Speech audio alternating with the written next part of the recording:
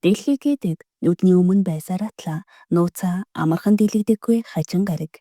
Бид судалчихсан, мэдсэн гэж бодож амжаагүй байтал мөсөн доороос цус шиг улаан урсгал цухна. Элсэн доороос бүгэл бүтэн хот ам орсон мэт сүндэрлэн. Далайн гүнээс хард орсон зүвчийг амтан гарч ирнэ. Хамгийн сонирхолтой нь эдгээр нууцуудын ихэнх нь биднээс холын холт биш, харин хамар дормонд байж байдаг. Өнөөдөр бид дэлхий биднээс юу нүүж байна вэ гэсэн асуултад хариу хайж, орчин цагийн археолог ба байгалийн онцгойн мөрөөр аялна. Зарим нээлт домон мэт сонсогдно, зарим нь шинжлэх ухааны хуйтан тооцоо мэт. Гэхдээ бүгдийн цаана нэг нийтлэг зүйл бий. Хүн төрлөختөн цаг хугацааны гүнд нуусан үл мөрөө өнөөдөр технологи төвчээр хоёрын хүчээр дахин гаргаж ирж байна. Бичлэг эхлэхээс өмнө лайк дарж, subscribe хийхээ битгий мартаарай. Мөн манай бичлэгүүд Монголын анхны нэгдсэн нэг цэг аппликейшнд байршиж эхэлснийг дуулгахад таатай байна.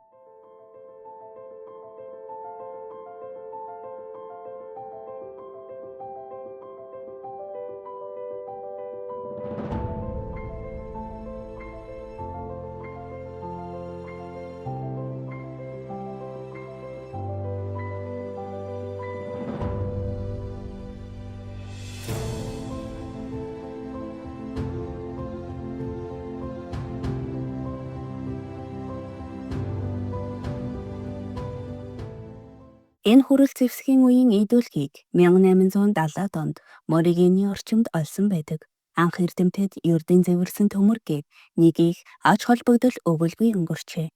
Харин 2023 онд уг артефактыг нухацтай шинжилгээр авч хүчирхэг рентгенээр хартал гайхалтай зүйл илэрсэн байна.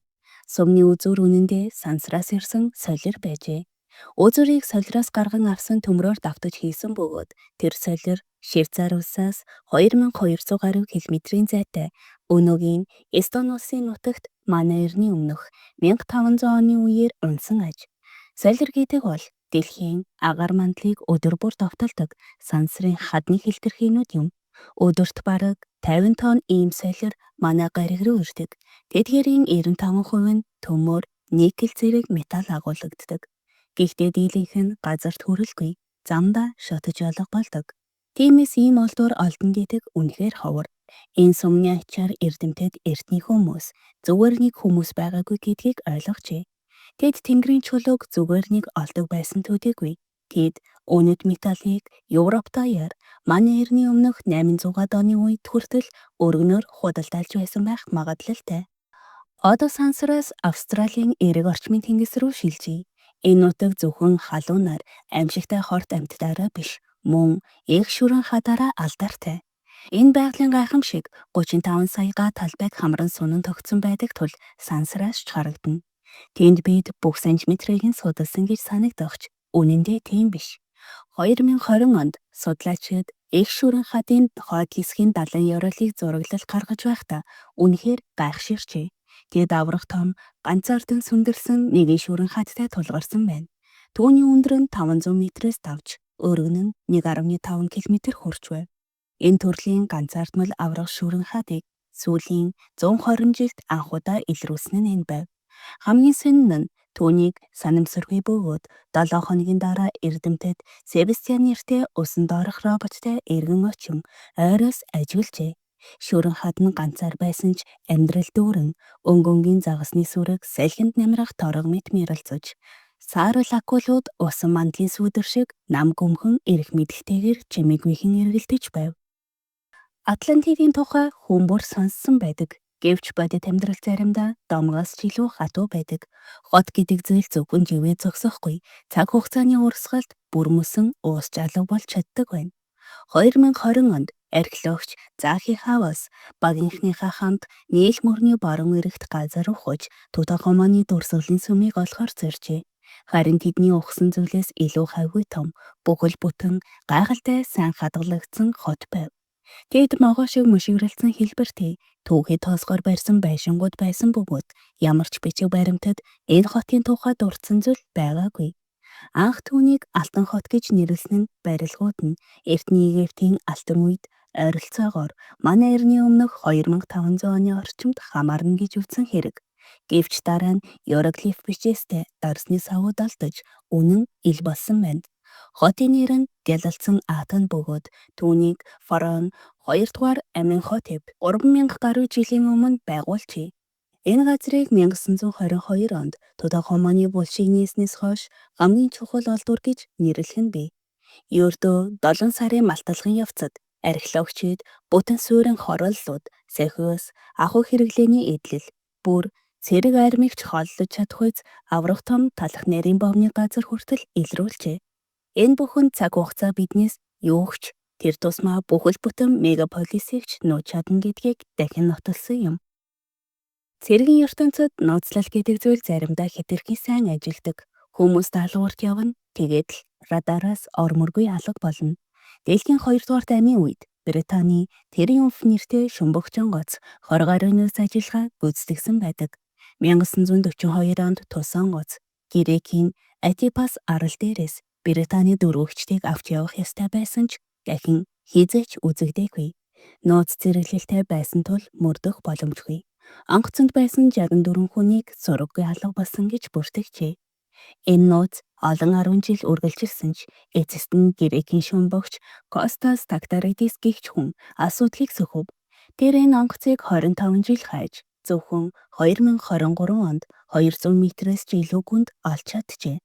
Илрэгт нь онгоцны хамар хэсэг хүчтэй дэлбэрэлтэд сүйдсэн байсан байна. Дайсны тавталгаа юу эсвэл техникийн гэмтэл үү гэдгийг одоо хинч яг таг хэлж мэдэхгүй. Харин нэвтрэх тагнууд нь онгоогоогүй, битүү хിവэр байсан тул онгоц гүнд явж байхдаа суурсан. Тиймээс 64 хүний шарил өнөө хэрэн дотор байгаа нь тодорхой болсон юм. Тус газрыг цэргийн булш гэж хүлээн зөвшөөрсөн бөгөөд адал явдал хөөсөн хүмүүс очиж амгалан найрыг нь бүү өмүүлээсэй гэсэндээ нарийн координатыг олон нийтэд зарлдаггүй. Антарктидын цус түрхрээ үнэхээр жигөөдөс төрөм дүр зурагтай. Тэйлрийн мөсөн голын ханаас тод улаан шингэн аажмаар гоожиж цасан цагаан мөсийг цусаар ботсон мэт харагдуулна. Энэ улаан урсгал бол мөсөн дотор цаг хугацаанд төгжигдсөн эртний нуурын амьсгал. Тэр нуур мөсний дор 400 метрийн гүнд олон сая жил цоожтой хിവэр хоригдон үлдсэн байдаг. 5 сая жилийн өмнө далай их газрын нэг хэсгийг төрж орж ирээд дараа нь мөсөн голууд уг давс нуурыг таглаж бүргсэн байна.